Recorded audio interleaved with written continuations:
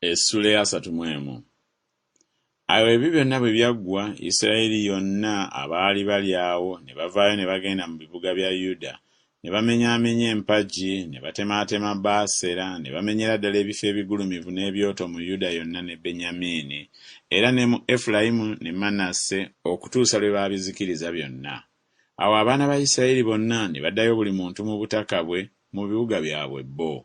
Awo Keezeekiya n'assaawo empalo z'abakabona n'Abaleevi ng'empalo zaabwe bwe zaali, buli muntu ng'okuweereza kwe bwe kwali, bakabona era n'Abaleevi, olw'ebiweebwayo ebyokebwa n'olw'ebiweebwayo olw'emirembe, okuweerezanga n'okwebazanga n'okutendererezanga mu nzigi ez'olusiisira lwa Mukama.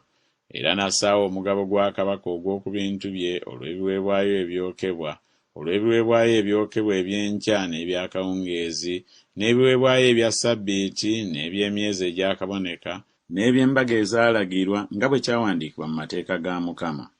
Era nate n'alagira abantu abaabeeranga mu Yerusaalemi okuwangayo omugabo gw'abakabona n'Abaleevi beeweeyo eri amateeka ga Mukama. Awo etteeka bwe lyalangirwa, amangu ago abaana ba Isirayiri ne baleeta bingi nnyo ebibereberye eby'eŋŋano, n'omwenge n'amafuta n'omubisi gw'enjuki, n'ebibala byonna eby'omu nnimiro, n'ekitundu eky'ekkumi eky'ebintu byonna ne bakireeta bingi nnyo. Abaana ba Isirayiri ne Yuda abaabeeranga mu bibuga bya Yuda era nabo ne baleeta ekitundu eky'ekkumi eky'ente n'endiga, n'ekitundu eky'ekkumi eky'ebintu ebyawongebwa ebyayawulirwa Mukama Katonda waabwe, ne babituuma entuumo. Mu mwezi ogwokusatu mwe baatanulira okutandika entuumo, ne bazimalira mu mwezi ogw'omusanvu. Awo Keezeekiya n'abakulu bwe bajja ne balaba entuumo, ne beebaza Mukama n'abantu be Isirayiri. Awo Keezeekiya n'abuuzagana ne bakabona n'Abaleevi eby'entuumo.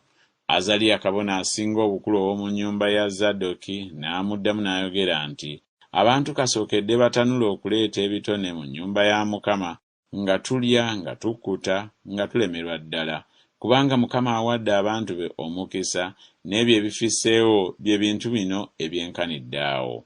Awo Keezeekiya n'alyoka alagira okutegeka enju mu nnyumba ya Mukama, ne bazitegeka.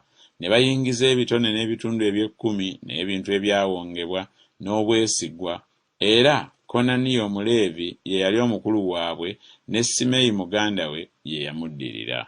Ne Yekyeri, ne Azaziya, ne Nakasi, ne Asakeri, ne Yerimosi, ne Yozabadi, ne Eryezi, ne Isumakiya, ne Makasi, ne Benaya be baali abalabirizi wansi w'omukono gwa Konaniya ne Simeeyi muganda we olw'ekiragiro kya Keezeekiya kabaka, ne Azaliya omukulu w'ennyumba ya Katonda.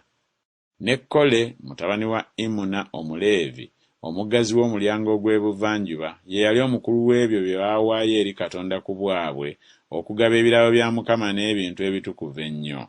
Era wansi w'oyo Edene ne Miniyamini, ne Yesuwa ne Semaaya, Amaliya ne Sekaniya mu bibuga by'abakabona, mu mulimu gwabwe ogwalagirwa okuwanga baganda baabwe mu mpalo, abakulu era n'abato, obutassaako abo abaabalibwa ng'okuzaalibwa kw'abasajja bwe kwali, abaakamaze emyaka 3 n'okukirawo, buli yayingira mu nnyumba ya Mukama ng'ebyagwanira buli lunaku bwe byali, olw'okuweereza kwabwe mu ebyo bye baalagirwa ng'empalo zaabwe bwe zaali, n'abo abaabalibwa ng'okuzaalibwa kwabwe kwali ku bakabona ng'ennyumba z'abakitaabwe bwe zaali, n'Abaleevi abaakamaze emyaka 20 n'okukirawo mu ebyo bye baalagirwa ng'empalo zaabwe bwe zaali, n'abo abaabalibwa ng'okuzaalibwa kwabwe kwali ku baana baabwe bonna abato, abakazi baabwe ne batabani baabwe ne bawala baabwe, okubuna ekibiina kyonna, kubanga beetukuza mu butukuvu mu mulimo gwabwe ogwalagirwa. Era olw'abatabani ba Alooni, bakabona abaali mu nnimiro ez'omu byalo eby'ebibuga byabwe, mu buli kibuga kinnakimu mwalimu abasajja abaayatulwa amannya gaabwe okuwa emigabo abasajja bonna ab'omu bakabona, n'abo bonna abaabalibwa ng'okuzaalibwa bwe kwali mu Baleevi. Era bw'atyo Keezeekiya bwe yakola ne mu Yuda yonna, n'akola ebyo ebyali mu maaso ga Mukama Katonda we ebirungi era eby'ensonga era eby'obwesigwa. N'omulimu gwonna gwe yatandika mu kuweereza kw'omu nnyumba ya Katonda ne mu mateeka ne mu biragiro, okunoonya Katonda we, n'agukola n'omutima gwe gwonna, n'alaba omukisa.